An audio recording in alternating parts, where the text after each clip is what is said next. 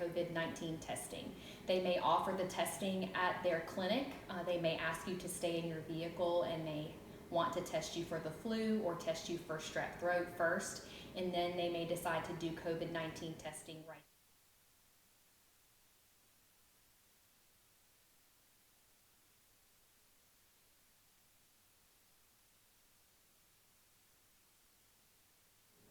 Good morning, Kingsville. My name is Josh Smith.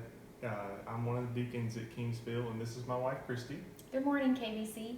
I am a family nurse practitioner, and Pastor Bart has asked me to answer some questions regarding COVID-19. So Josh is going to ask the questions, and I will follow with the answer. Okay, so for our first question, what are the indications or symptoms that a person should be tested? Okay, so the three most common symptoms of COVID-19 are fever, cough, and shortness of breath. So if you are having those symptoms, then you may need to be tested.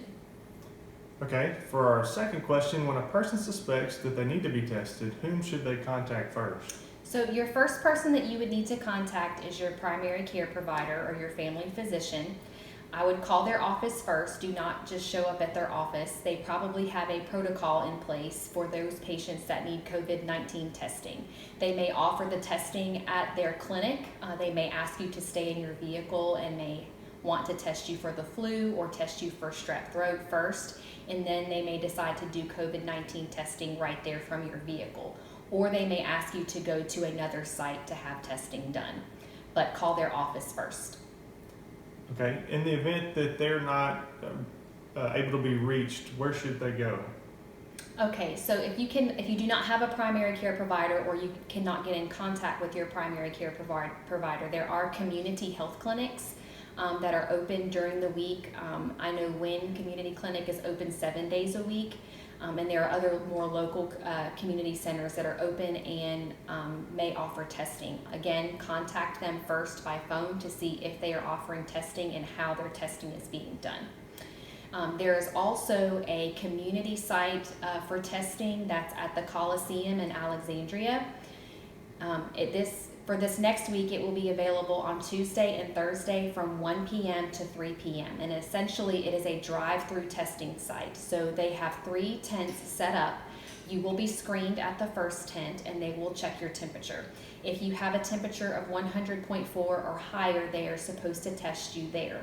If you do not have a temperature greater than 100.4 or higher, then you will probably not get tested. They may take into consideration if you are elderly or have pre-existing conditions, if you have symptoms other than a fever, and if you have been exposed to COVID-19, but do not expect to be tested there if you do not have a fever. Okay. In the event that they are tested, how long does it typically take to get the test back? So test results depend on the lab that is used. There is a state lab, and there are also commercial or privately owned labs. And so testing results, the time varies from lab to lab, but you can expect your results to take about 3 to 7 days before they come back. Okay. If someone is tested, what should they do while they're waiting on the results to come back? Okay, so while you wait for your results, you need to treat yourself as if you have the virus until you are told otherwise. So you need to isolate yourself at home, continue to separate yourself from others, keep at least 6 feet between you and the other people that are in your home. You should not be leaving your home unless it is for medical attention. You need to be doing basic hygiene like washing your hands frequently, sanitizing frequently used items, sanitizing surfaces often. You should be using separate utensils and separate things like towels, linens, and everyone else in your home. Okay. In the event that someone tests positive but they're not hospitalized, what should they do to protect others? Okay, so this is very similar to if you are at home and you are waiting for results. So now you've received your results and they've told you that you do have COVID-19. You continue to isolate yourself. As long as your healthcare provider tells you to isolate yourself, you go by their direction.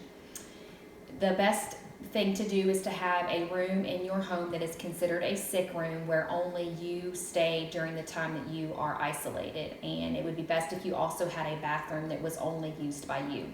You may or may not need a caregiver at that time that may need to bring you food, bring you water, help you with activities of daily living, things like that. If you do have to have a caregiver at that time, try to keep a distance of at least 6 feet.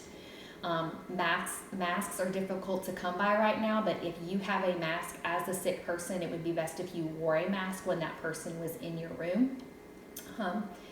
And continue to do those things like hand washing, sanitizing frequently used items, sanitizing surfaces. To treat your symptoms, you would want to do things like drink lots of water, eat a healthy diet, get plenty of rest. If you develop shortness of breath to the point that you feel like you're having trouble breathing, you have tightness in your chest, you're lethargic, those are warning signs and you need to go to the emergency room or call 911.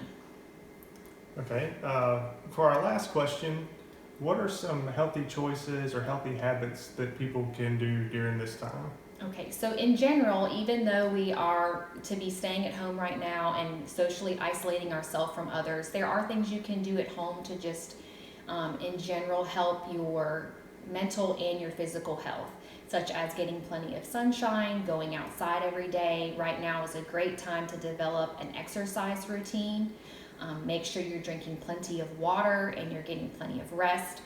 Make sure that you're eating healthy foods, plenty of fruits, vegetables, and things like that if you're able to. Okay. So most of this information can easily be found regarding COVID-19 can be found from the CDC website or from the Louisiana Office of Public Health. So if you have any more questions, you can go to those two references for further information.